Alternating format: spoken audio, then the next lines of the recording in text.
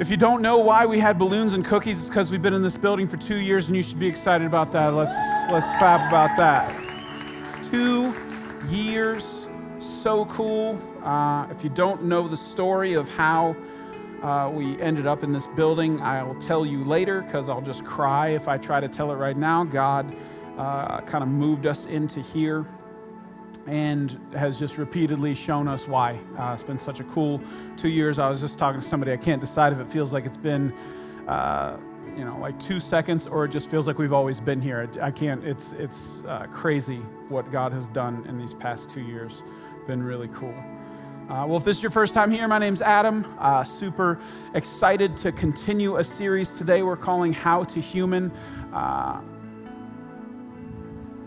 Sermon is thick today. You ready for it? It's like a Swenson's milkshake. When's the last time you had one of those? I'm gonna make you hungry right now. You know how you kind of have to eat that? You can't use a straw. You got to use a spoon. This sermon requires a spoon. Okay, so I hope you're ready for that.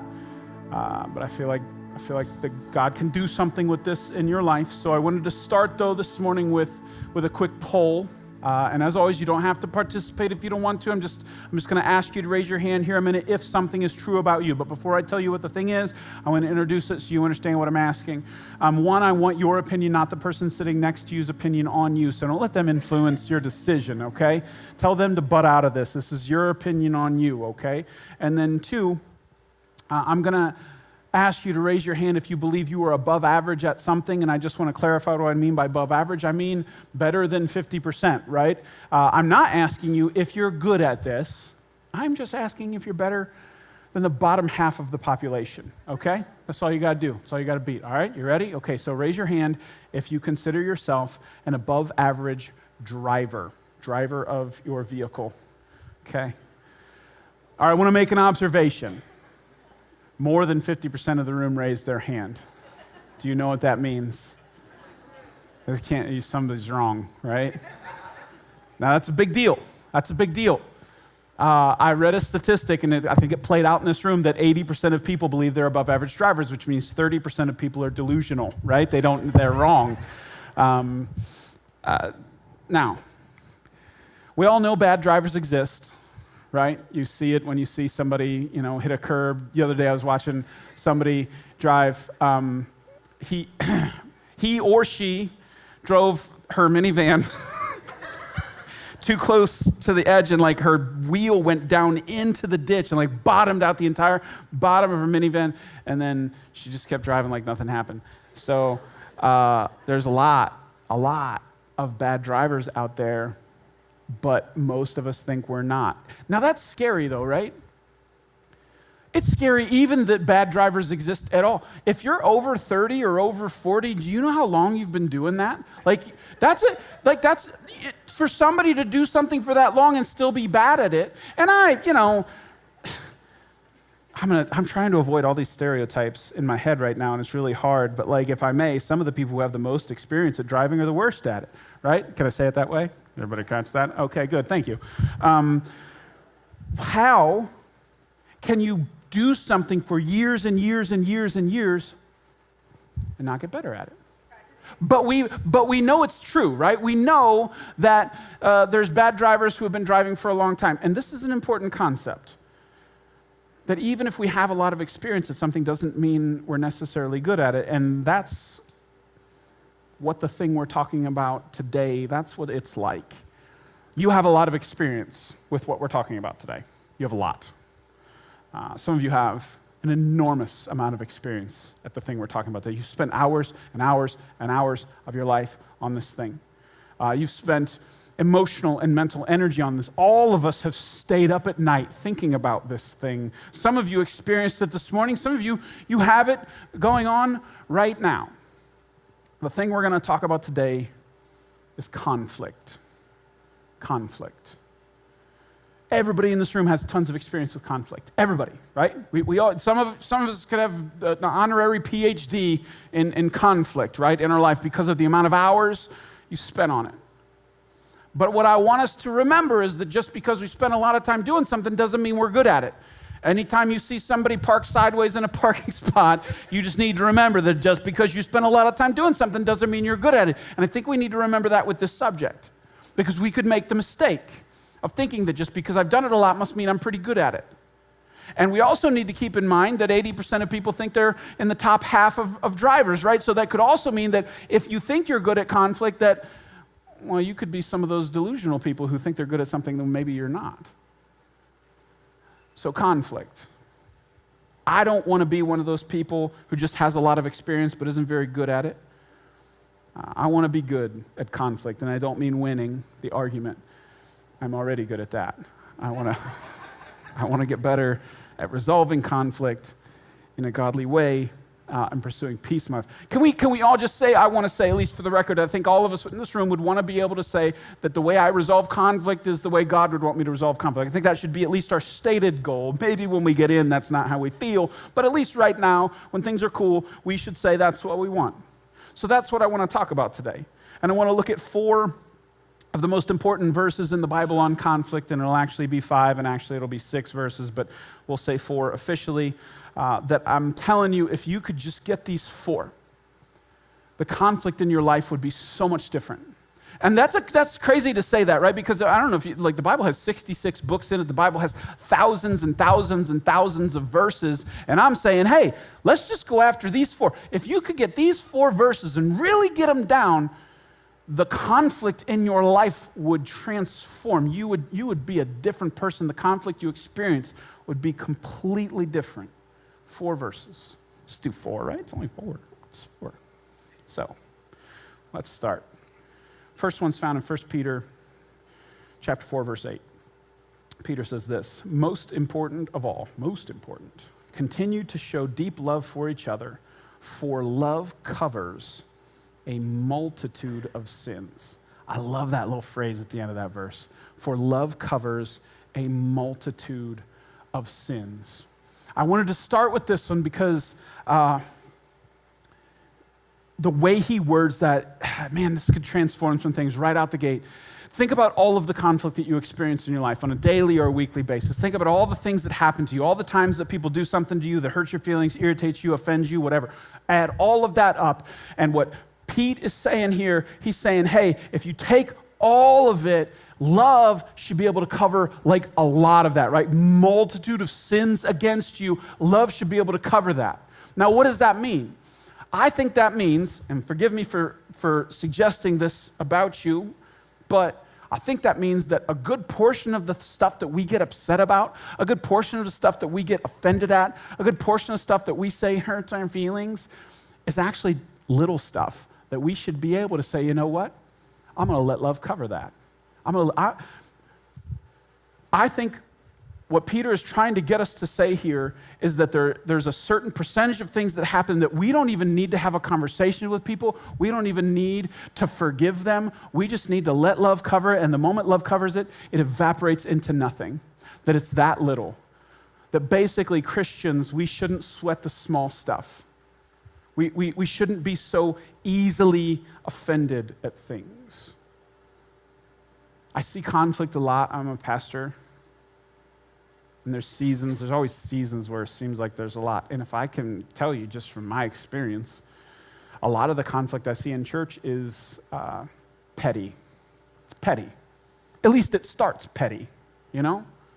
I'm offended they didn't say this, or I'm offended they didn't text me or invite me, or all these just little stuff. You know, I couldn't, why'd they text me in that tone? All right. It's petty. I think what Peter is pushing us towards here is saying, hey, let love cover the little stuff. And I think there's a little mental trick that can help you with this. There's a little mental trick that should help conflict to evaporate, much of the conflict to evaporate before it even starts, before it can turn into something big. And if this could be your default way of viewing people, and I think this is what Peter's trying to push us towards, letting love cover a multitude of sins, is what if you believe the best about people? What if that was like your assumption going in? Because let's be honest, a lot of these little things that we get upset about, they're 50-50. It kind of depends on the person's motive of how they said what they said and what they think about behind the scenes and what they said, right? It's the little stuff that could go kind of either way. If you assume the best about somebody, it's nothing. If you assume the worst about somebody, it's something. What if we defaulted to, I'm just going to believe the best? I'm just going to believe the best. I think if we really took this verse to heart and we really applied this to all of the little things in our life, that we would automatically reduce the amount of conflict in our life if we just let love cover a multitude of sins. So let me give you an example of this in my life. This is a great story of me completely, utterly failing at this. And I even want to point out this was literally Tuesday, so it's not like I have a bunch of time between me and this. I know pastors always like, oh, this was a year ago. I've gotten it together. Totally, since Tuesday, I've fixed this in my heart. So speaking of drivers, it's been on my heart. I was picked up my kids, and I was pulling out of the school, okay? And there was a lady in front of me, and she was turning right, and I was turning right. So she pulled out, and I pulled up, and I stopped. Stopped at the stop sign. Whatever you think I mean when I say stopped at the stop sign, that's what I mean. And I looked this way to see if anyone was coming, and I started to pull out. And this lady in front of me, she turned surprisingly slow, because I almost rear-ended her as I pulled out the same way. Like, she was right there. I was looking this way, because I'm thinking you're going to get hit this way, but she was still here, and I pulled out, and there she was. So, and I believe me when I say this in the first part of the story, I accidentally tailgated her for a minute, okay? It took a while for me to back off, and it wasn't on purpose. I just didn't know she was going to turn that slow out of the school, and I say I did it unintentionally, and she definitely thought it was on purpose, because she proceeded to go 17 miles an hour in a 35-mile-an-hour for the whole road. And I was so mad, like so irrationally mad. Both of my teenagers were in the car with me, but if you have teenagers, you know that they're checked out. So one of them was on their phone. They were completely, thank God they were not paying attention to the thing that was happening in the driver's. I was so mad. This lady, how dare she go 17 miles an hour like, so here's what,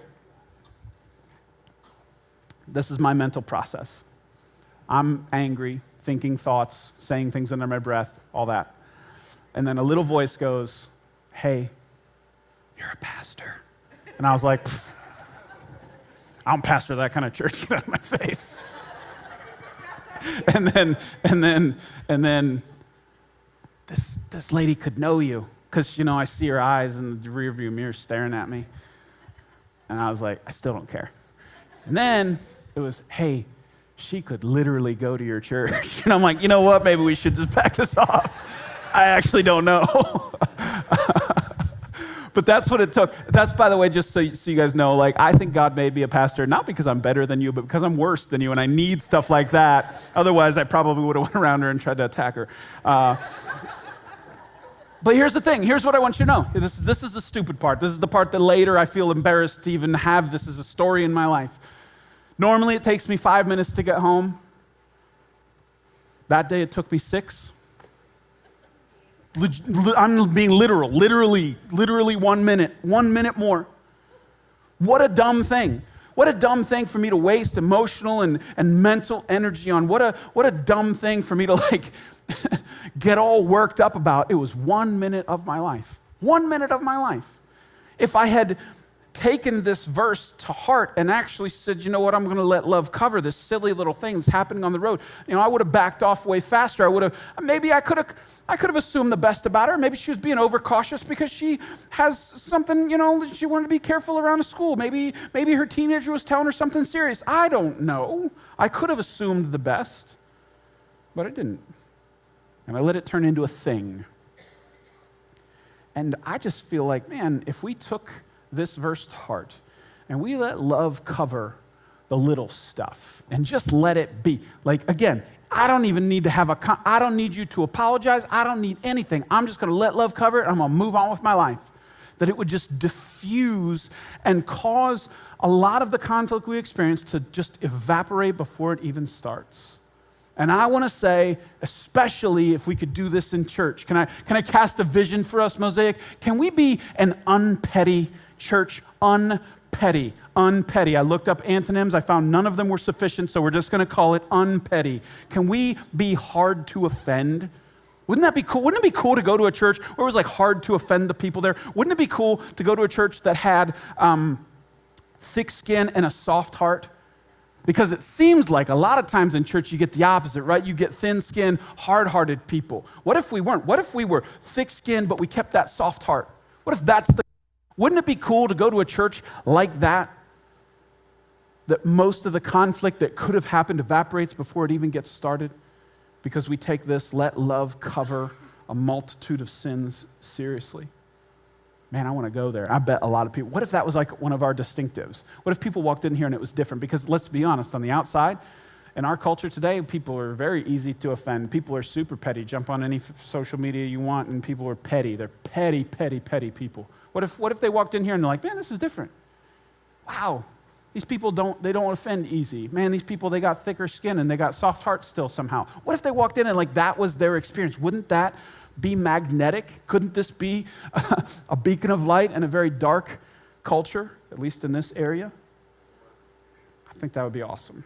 Now, I know there's nuance. I forgot to give my disclaimer. Pause the sermon, paused, asterisk. I have 3 sermons to preach on this subject. This is one of 3. So if we get done and you're like, I don't know if I agree with what he said, give me 2 more, okay? So 1, you have to come back for the next 2 weeks. And then 2, don't take this and be like, but what about, I'm going to talk about it in the next 2 weeks, okay? So they're all needed. Okay, unpause sermon. I know there's nuance when I'm saying don't sweat the small stuff, right? That's what I'm trying to tell you. Hey, as a Christian, there's some stuff that happens that you're getting mad about that you just need to just let go. You just need to be done with it. I'm well aware that you probably have some stuff in your life that, especially when it comes to the relationships you have with people who you're around them a lot and you've had a long time, but a small thing, and then the same small thing, and then the same small thing, and then the same small thing, and then the same small thing ceases to be small, right? All of a sudden, a small thing that's done over and over again becomes a pattern, and a pattern is a big thing. And I get that. So some of you are sitting here thinking, well, if I just don't say anything about all these small things, it'll turn into a pattern, and that's legitimate. And I think you need to pray about that and need to think about that.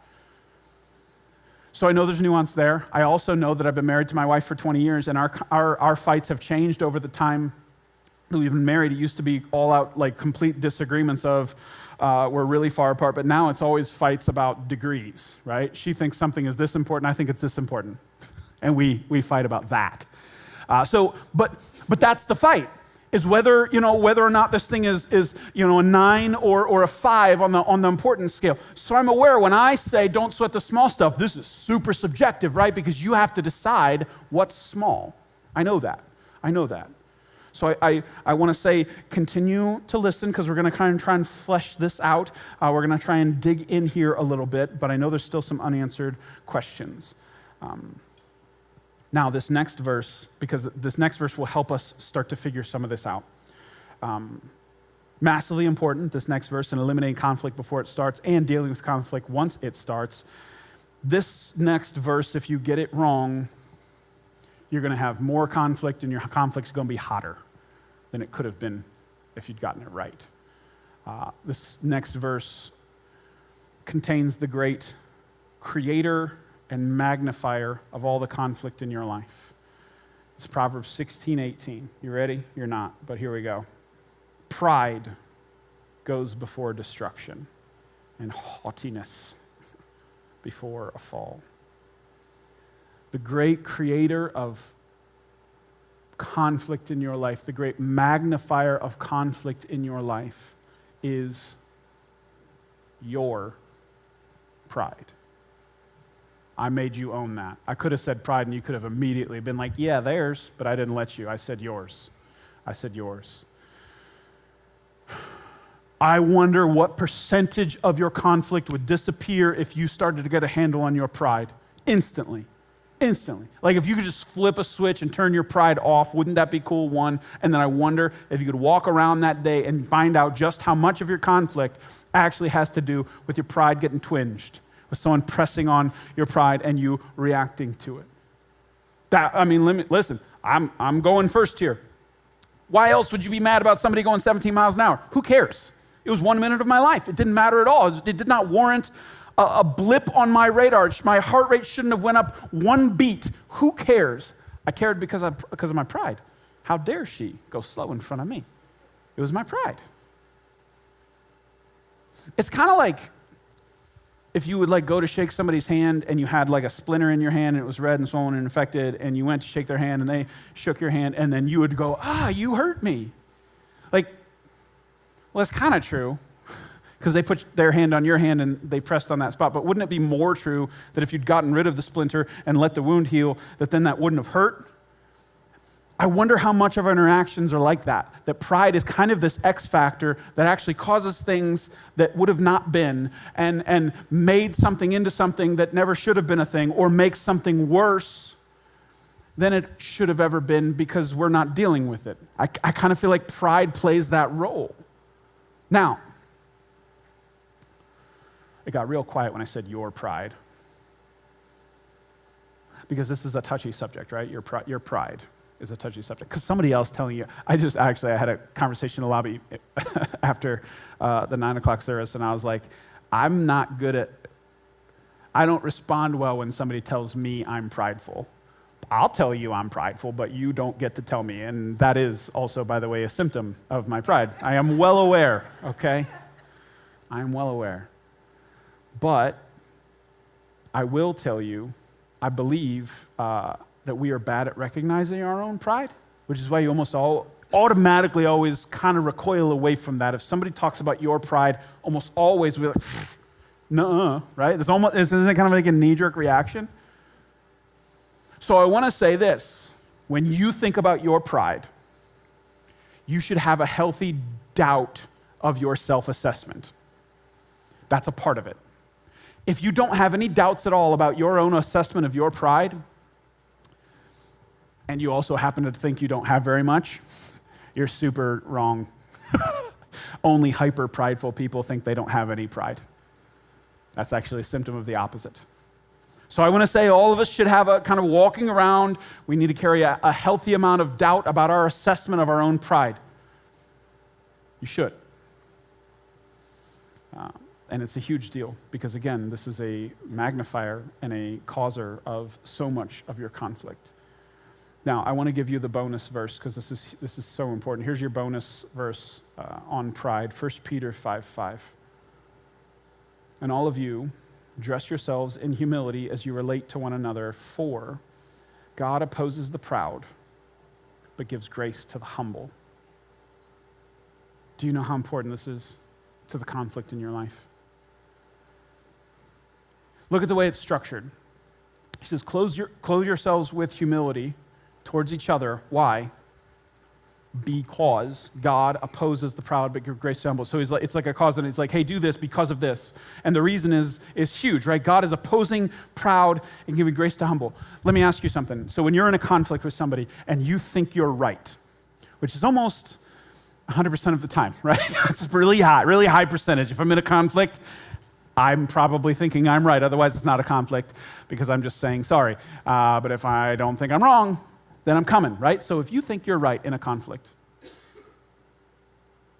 do you think of yourself as on God's side or God on your side in the conflict? Anybody? Do you realize how dangerous you are in that moment? Because you think you're right, therefore God agrees with you, right? Do you know how dangerous you are in a conflict when you think God is on my side? And by the way, it's a great thing to have God on your side. It's one of the most important things to have God on your side. But when you think you have God on your side, do you know how you act? Do you know? Well, maybe not you. Look at the Christians in the world. Look at the way some Christians act on social media and out there because they think they're right. It almost kind of feels like, or it almost seems like they think that gives them a license to say whatever they want to say, however they want to say it, because I'm right and you're wrong and God's on my side, not your side. But did you notice that's not what the verse said? God did not say, it doesn't say that God opposes the wrong. It said God opposes the proud. That's crazy. That means in your conflict, even if you're right and they're wrong, if you're prideful, this says God's squaring up on you, that he's opposing the proud. Not the wrong, he's opposing the proud. I don't know about you, I've got enough things opposing me in my life right now. I don't need God coming and pressing back against me. How important is that to your conflict? Of all the conflict that you have and all the times that, again, you kind of let your pride get involved because you're right, man, how much would this change it if you remembered, wait. God opposes the proud. And if I'm being prideful in this conflict, that means that God's not standing here, he's standing here, and he's pushing back. This means that being right and the way you go about being right is so important, more important. How you're right than that you're right. Opposes the proud, not the wrong. He opposes the proud. All right, so cool, Pastor. Thanks. Knew I had pride, got it. And also, what should I do? I don't know. No, I'm just kidding. That's a whole nother sermon, right? Sermon on pride. I can tell you a little bit. You need to spend a lifetime bringing your attitude and actions under the kingship of Jesus. A lifetime of allowing the Holy Spirit to convict you in that moment and responding in repentance. Intentional prayer and even accountability, allowing someone to speak into your life. It's not an easy road, especially if you've got it bad. But if you want peace, if you want, this verse where it says God gives grace to the humble, and you don't want God opposing you, then it's worth it. It's worth it. And it starts here. We all start.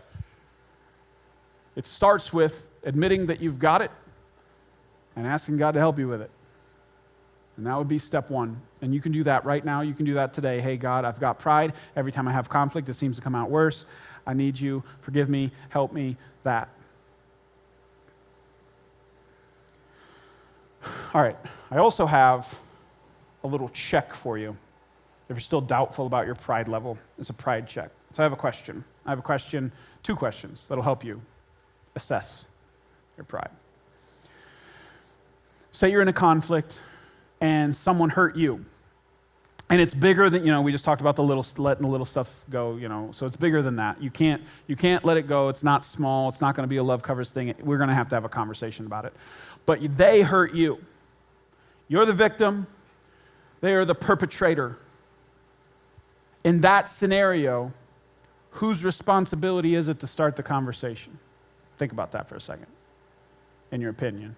If you're the hurt one and they're the ones who hurt you, who should break the ice on that conversation? All right, let me ask you, hold your answer. Let me ask you another one. What if it was flipped?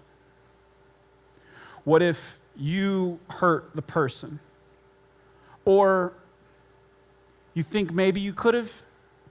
Or you're not sure, but the relationship feels kind of funny right now, and maybe you can think back to a conversation or a thing that you did that maybe might sort of, I don't know, be the cause, but you're not sure. In that scenario, you would have been the one who was the perpetrator, maybe, allegedly, and you have a victim, allegedly. Whose responsibility is it in that scenario to break the ice and start the conversation? Those are opposites. Can I tell you what my answer is when I'm feeling very, very prideful? This is just me, minus Jesus. This is exposed nerve Adam. This is just completely out there. My answer, if you hurt me, you should come to me, okay? Because I'm bleeding and you're holding a knife. So you should come to me and start that conversation. But also, in my pride, if I hurt you, allegedly, how am I supposed to know? You need to come tell me. I don't know that I hurt you. I'm just living my life. You need to tell me that what I said hurt your feelings. I'm not inside of your own head, right? I don't know what's going on with you. You need to tell me. In my pride, I can make both problems your problems. I can become a pillar with my arms crossed. You come to me. If you hurt me, you come to me. If I hurt you, you come to me. No matter what, you need to come to me. That's me in my pride. Delightful to be married to. Ask my wife. Absolutely amazing. In my pride, I can play both sides. Now, if you're more reasonable than me when I'm feeling prideful, you'd probably say, well, the first one, right? If you did the offending, you should be the one to go, right? It's like your sin that happened, so you should be the one to go and start the conversation, right? Wouldn't you? That's probably a pretty normal way that people would go about this. But it does get complicated though, right? Because sometimes when you hurt somebody, it's obvious and you know that you should probably go and have that conversation, but sometimes it's not obvious. And especially, I just want to say that if you're married in this room or if you've been with somebody for a long time, that isn't it true that a lot of your fights happen where one person does something to another person, but maybe the person that did the thing didn't know it happened or didn't know it bothered the other person as much as it did, didn't know that it hurt them as much as it did, didn't think it was as important as the other person did. So you don't actually fight about the thing that happened, you fight about the reaction to the thing that happened. Anybody else? Or the reaction to the reaction? You're like 6 layers deep on a fight where you're not even fighting about the fight, you're fighting about the fight, right? You're so far away from the actual thing that happened. It's about the reaction and then the reaction to the reaction, and you're fighting about whether or not the thing actually should have or could have hurt the person, right? Does this sound at all familiar? Is it hitting too close to home? Some of you are like looking really serious right now. You're like, we're actually having that fight right now. It's actually... So even if you go with this strategy to say, well, the person that hurt should be the one to go and break the ice, well, that's not always clear, right? That actually is going to cause a lot of fights. Because if you agreed with your spouse that, hey, if whoever hurts who, they need to go first, well, you're going to fight about that then. You're going to fight about that.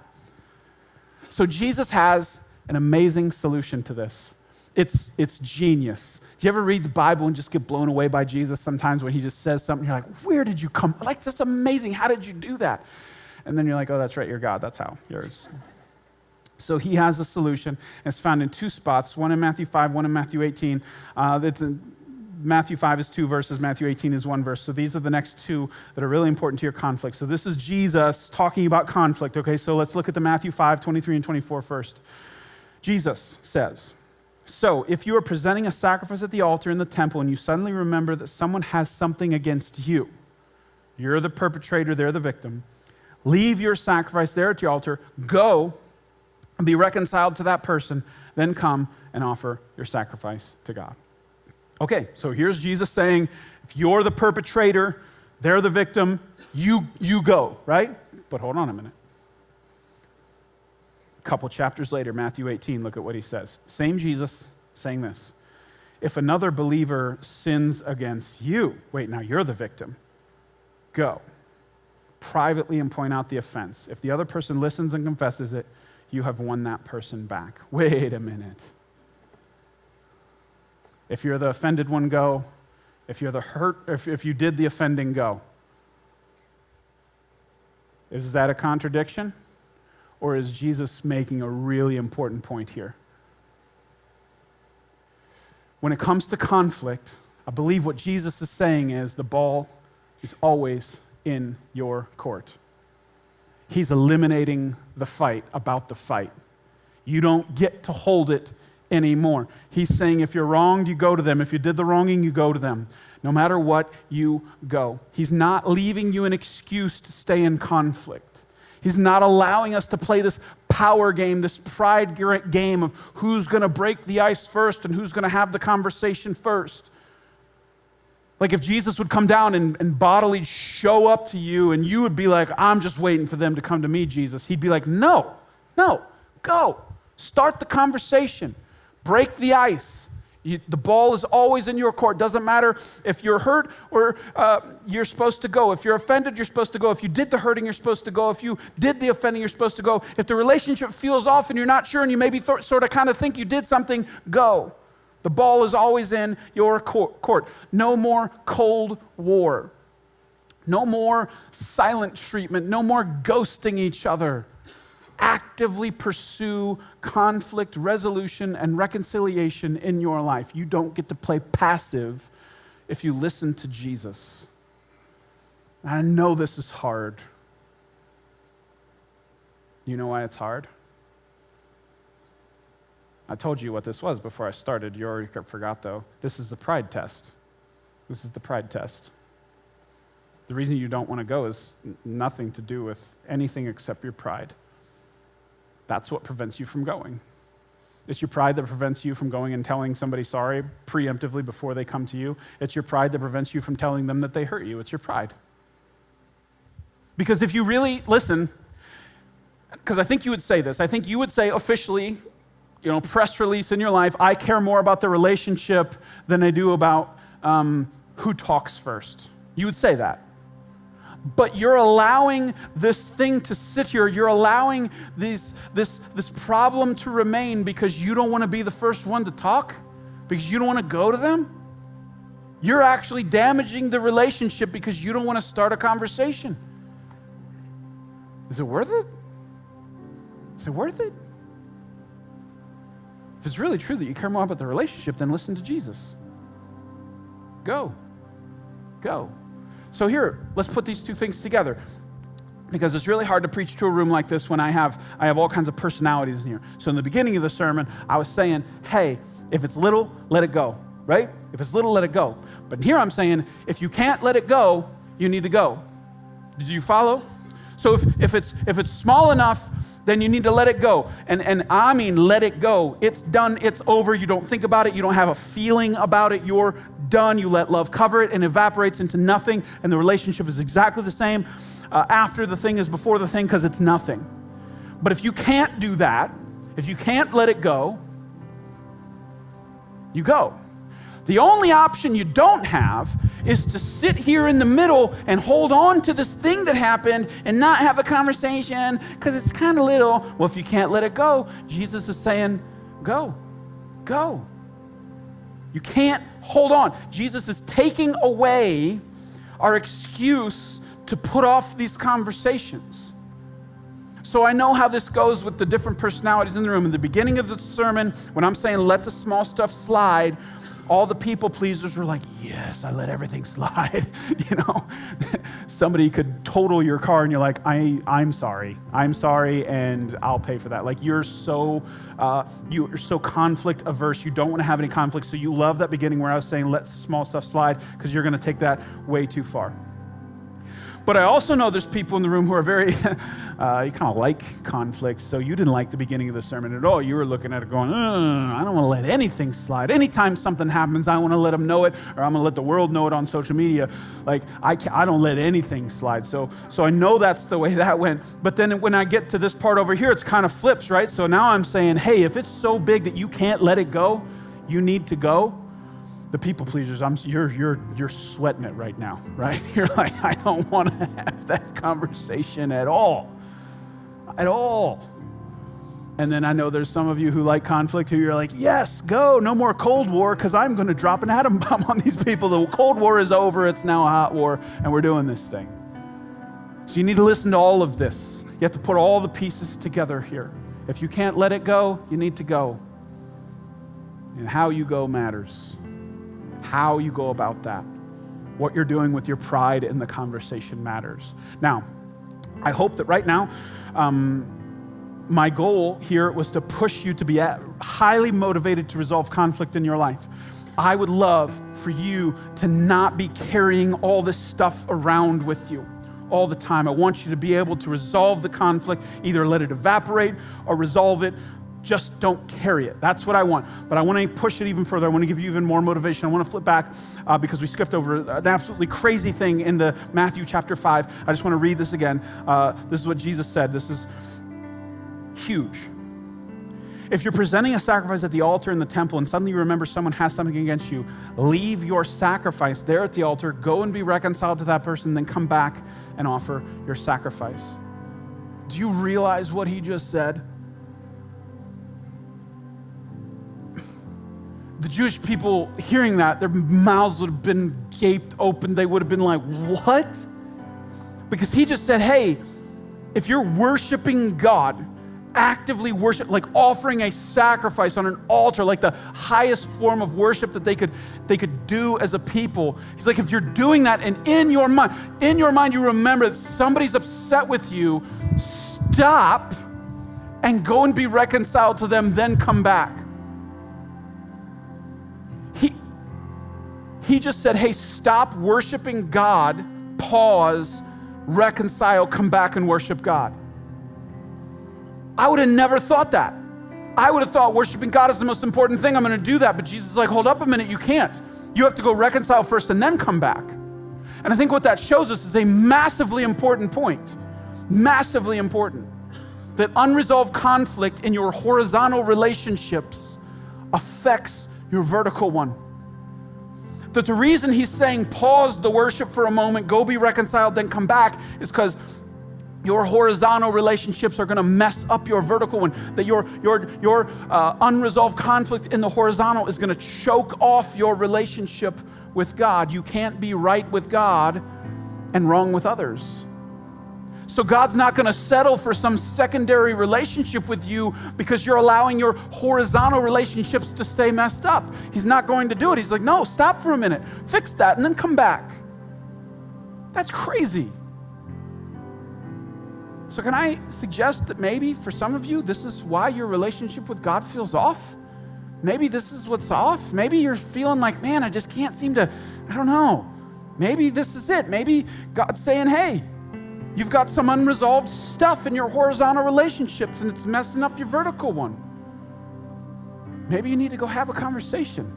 Maybe you need to shoot a text to somebody right now and set something up. And I know I hate these conversations. I don't want to have them. They're not fun.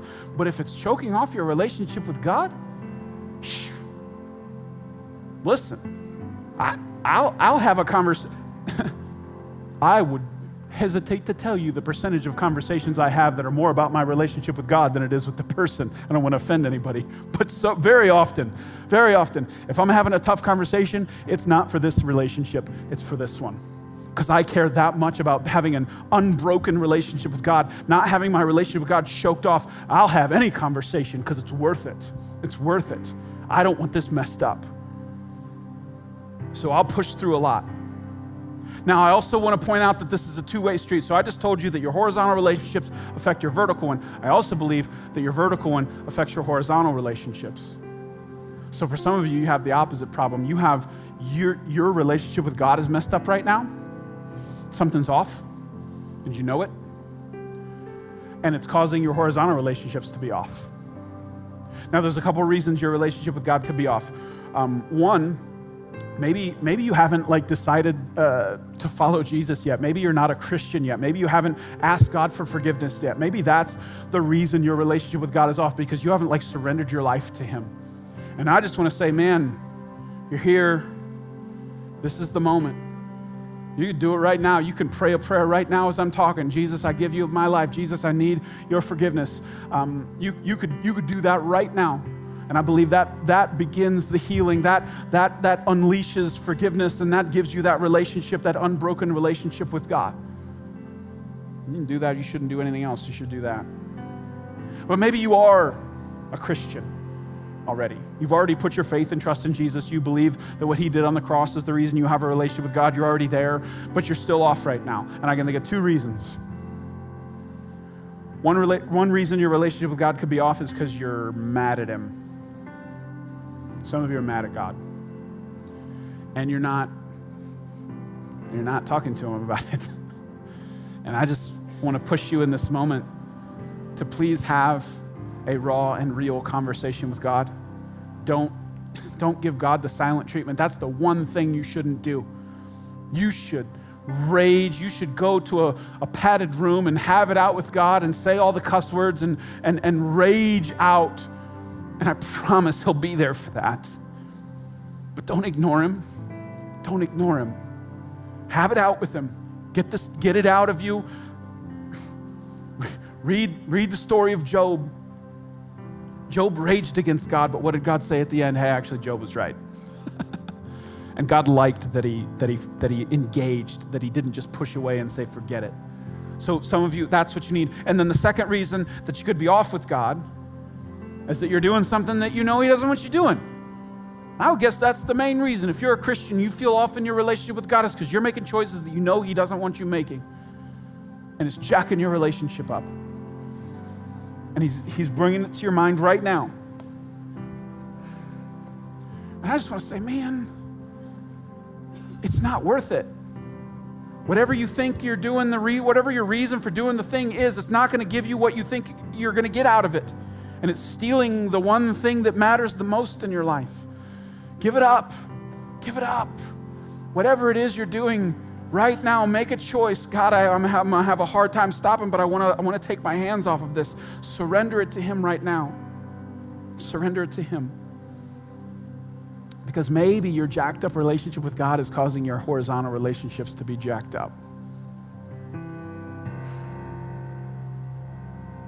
So, let's not sweat the small stuff. Let's let love cover a multitude of sins. Let's be aware of our pride as we have these conversations. And if you can't let it go, go. So some of your action item, I'm a little disappointed nobody walked out, left your gift at the altar and went and be reconciled. So maybe you need to send a text right after church and say, hey, I want to have a conversation. Maybe that's what God's doing today. But don't leave here without making some kind of decision on that. Pray with me. God, I pray that overall in this room that we would let love cover stuff in our life, Lord. I pray that it would be hard to offend. I pray that this would be an unpetty church, Lord. I pray for the person right now who struggles with pride. I pray for the person who doesn't know they struggle with pride, Lord. I pray that you'd put a little pebble in their mental shoe right now. Help heal that, Lord. I pray for the person who has avoided having a conversation that they know that they need to have, Lord. I pray that you would give them the courage and the boldness and the wisdom to have that conversation, to at least pursue reconciliation in that, Lord. I pray that they would do it for the sake of their relationship with you.